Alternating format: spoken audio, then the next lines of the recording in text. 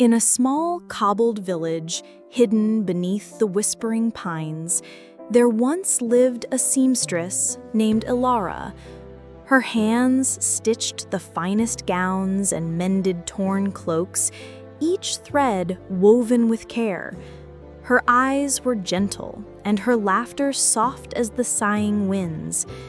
People traveled from distant towns to have her craft their garments, and her little wooden shop was always filled with the scent of lavender and the warm glow of a single lantern burning through the night.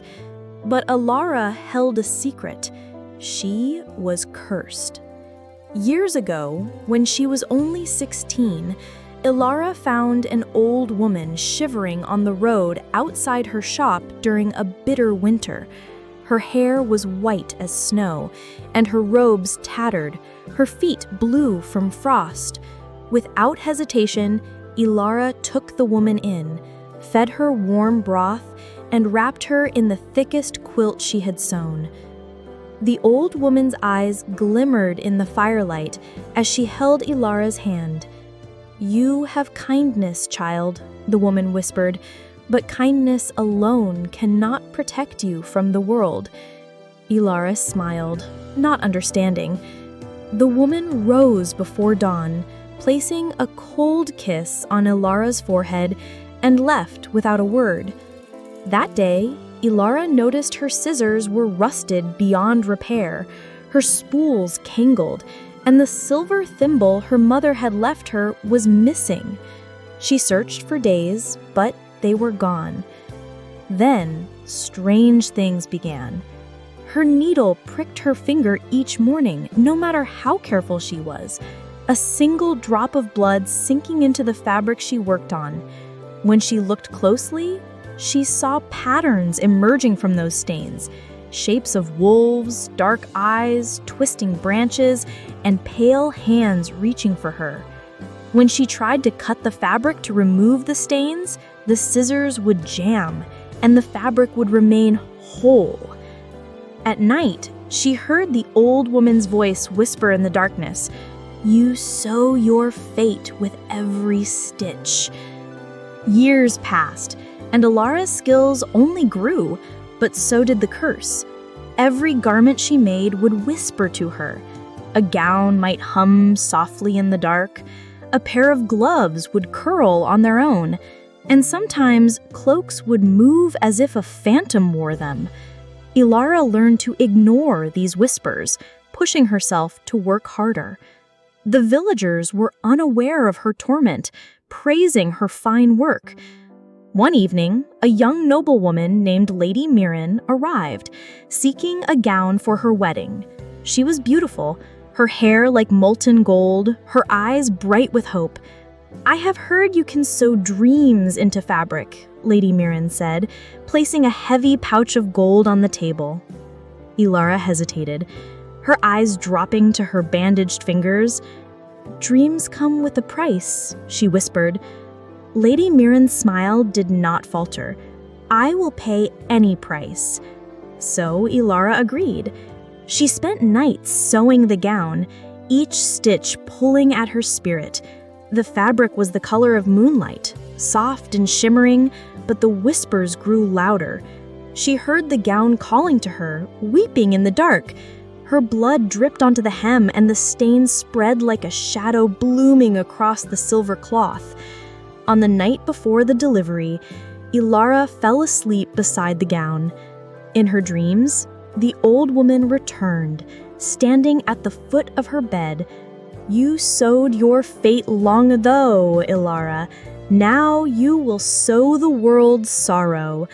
Elara awoke, breathless, to see the gown moving, its sleeves swaying as if caught in a phantom breeze. She reached out, and the gown fell still. In the morning, Lady Mirren arrived glowing with joy. She tried on the gown, and it fit perfectly, the moonlight silk embracing her like a second skin. "It is perfect," Lady Mirren whispered. As she turned to leave, the whispers returned, so loud that Elara fell to her knees, clutching her ears. "Blood for blood," the whispers sang. "Sorrow for sorrow." Elara rushed outside just in time to see Lady Mirren collapse on the road, the gown clinging to her like a shroud. Her skin paled, her breath slowed, and her eyes turned glassy as the gown tightened around her. Elara screamed, tearing the gown away, but it would not let go. With trembling hands, she ripped the fabric, pulling it apart until it fell to the dirt, torn and lifeless. Lady Mirren gasped, color flooding back into her cheeks, and she looked at Elara with fear. "What have you done to me?" she whispered, before running away, leaving the torn gown behind. The villagers soon discovered the truth. They called her a witch, a bringer of curses. They came with torches, demanding she leave the village. Elara, heartbroken and weary, packed her needles, her spools, and a single pair of scissors that still gleamed, and left her little shop behind. She wandered through forests and towns, hiding her identity, sewing in exchange for food and shelter, but the curse followed her. Every garment she made carried a piece of her sorrow, a drop of her blood. She tried to make simple clothes, plain and dull, hoping the curse would fade, but the whispers remained, reminding her that she would forever sew her fate into every stitch. One rainy evening, Elara found herself in a ruined chapel on a hill, the windows shattered, vines curling through the stone.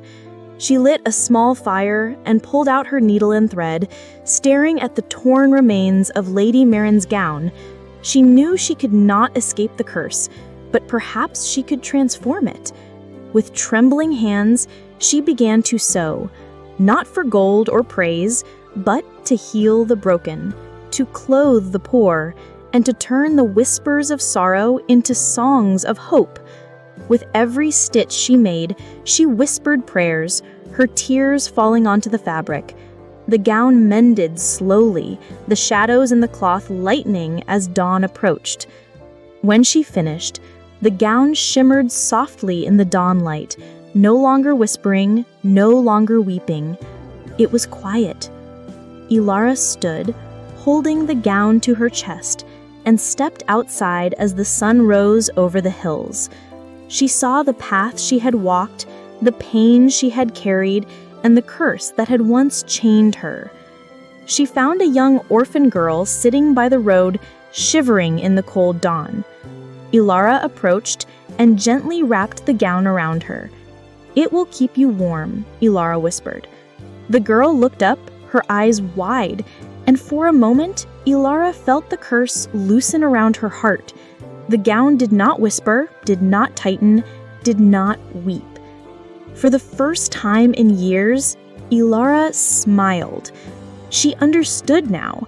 Her curse was not just to bring sorrow, but to transform it.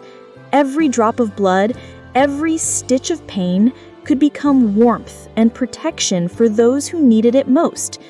And so the cursed seamstress continued her journey, sewing not for gold or glory, but to heal the broken, to clothe the poor, and to turn the whispers of sorrow into songs of hope.